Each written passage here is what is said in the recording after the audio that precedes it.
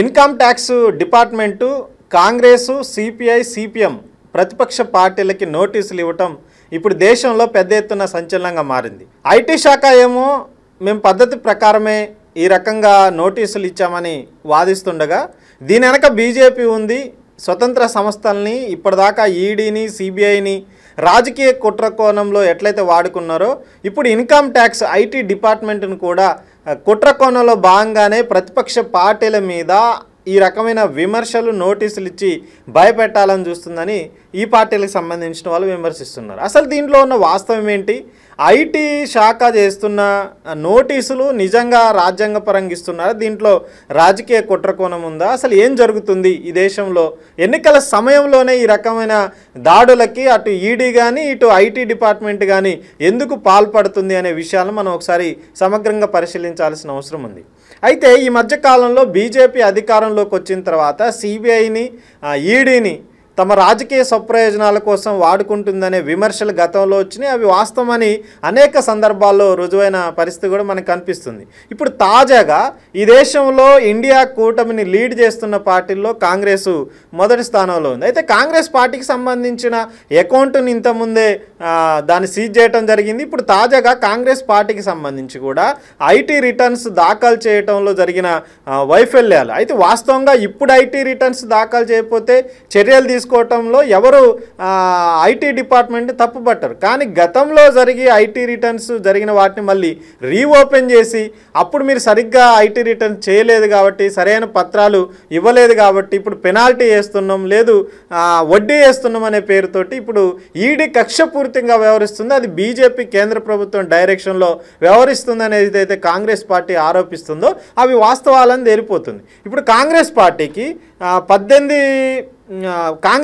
సంబంధించి 1823 కోట్ల రూపాయలు చెల్లించాలని ఐటీ డిపార్ట్మెంటు ఇప్పుడు ఏదైతే నోటీసులు జారీ చేసిందో అదొక సంచలనంగా మారిన పరిస్థితుంది. దాని మీద కాంగ్రెస్ పార్టీ కూడా చాలా తీవ్రంగా రియాక్ట్ అయింది. ఒక పన్ను ఉగ్రవాదాన్ని బీజేపీ ప్రోత్సహిస్తుంది. ఐటీ డిపార్ట్మెంటు బీజేపీ జేబు సంస్థగా మారి ఇప్పుడు రానున్న ఎలక్షన్స్లో రాజకీయ పార్టీల్ని ఆర్థికంగా దెబ్బకొట్టడం కోసం ఎన్నికల్లో ఇచ్చిన అవకాశం మేరకు ఇచ్చిన ఎన్నికల సంఘం ఇచ్చిన నిబంధనల మేరకు ఖర్చులు పెట్టుకోవడానికి కావాల్సిన డబ్బులను కూడా లేకుండా చేయడం కోసమే ఈడీ ఎట్లయితే గతంలో ఎలక్టరల్ బాండ్ విషయంలో ఉపయోగించుకుందో ఇప్పుడు ఐటీ శాఖను కూడా ఉపయోగించుకుంటుందని కాంగ్రెస్ తిప్పికొట్టిన పరిస్థితుంది. రెండోది, ఇప్పుడు దేశంలో వామపక్ష పార్టీలు చాలా ఆదర్శవంతంగా ఉండే పార్టీలు అవన్నీ తెలుసు. కానీ సిపిఎం పార్టీ ఈ మధ్య కాలంలో ఎలక్టరల్ బాండ్ విషయంలో అవి తీసుకోకుండా వాటిని రిజెక్ట్ చేస్తూ ఆ విషయంలో అవినీతి జరిగింది, ఇది బీజేపీ అవినీతి కోసమే వచ్చిందని దాని మీద సుప్రీంకోర్టు కూడా సిపిఎం పోయింది, దాని మీద కోర్టు సీరియస్ అయింది. ఇప్పుడు ఆ ఎలక్టరల్ బాండ్ పేరుతో జరిగిన అవినీతి మొత్తం కూడా బయటకు వచ్చింది. అట్లాంటి అవినీతి వెలికి తీసిన పార్టీని ఒక రాజకీయ కుట్ర పేరుతోటి ఇప్పుడు సిపిఎం పార్టీకి కూడా ఐటీ నోటీసులు జారీ చేయడం కూడా ఇప్పుడు వివాదంగా మారింది.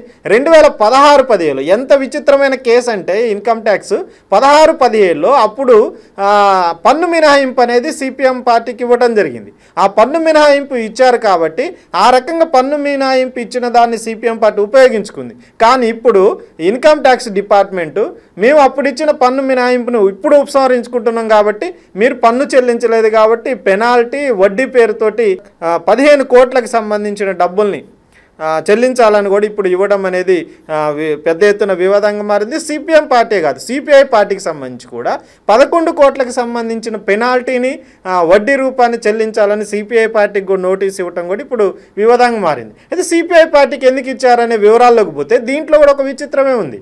పాత పాన్ కార్డు వాడారని పేరుతోటి ఆ పాన్ కార్డు వాడారు కాబట్టి ఇప్పుడు మీకు పెనాల్టీ చెల్లించిందని చెప్తారు. ఇక్కడ 2 విషయాలు మనం మాట్లాడుకోవాల్సి వస్తే అసలు ఐటీ విభాగం ఏం చేస్తుంది? ఇంతకుముందు ఎప్పుడో జరిగిపోయిన సంఘటనల్ని, అప్పుడు ఐటీ రిటర్న్స్లో జరిగిన లొసుగుల్ని, లేదు జరిగిన తప్పిదాలని అప్పుడే ప్రశ్నించాలి, వాటికి సంబంధించి పార్టీల మీద రికవరీ చేయాల్సిన అవసరం ఉంది. కానీ ఇప్పుడు ఎన్నికల సందర్భంలో వీటిని బయటికి పట్టుకొచ్చి ఆ పార్టీలని ఆర్థికంగా దెబ్బ కొట్టడానికి ఒక రాజకీయ కుట్రకి ఇప్పుడు ఐటీ డిపార్ట్మెంట్ పాల్పడుతుందని ఏదైతే ఆ పార్టీలు విమర్శిస్తున్నా అవి వాస్తవం తేలిపోతున్నాయి. కాబట్టి ఇండియా బ్లాక్లో అంటే ఇండియా కూటమిలో కీలక పాత్ర పోషిస్తున్న వామపక్షాలైన సిపిఎం, సిపిఐ, అయిపోయినా అదే సందర్భంలో దీనికి నాయకత్వం ఇస్తున్న కాంగ్రెస్ మీద కూడా ఇప్పుడు బీజేపీ కుట్రపూరితంగా ఐటీ అనే ఒక స్వతంత్ర సంస్థని దుర్వినియోగం చేస్తూ రాజకీయ స్వప్రయోజనాలకు మరొకసారి ఉపయోగించుకుంటుందనేది ఈ చర్య తెలియజేస్తున్న పరిస్థితి మనకు కనిపిస్తుంది.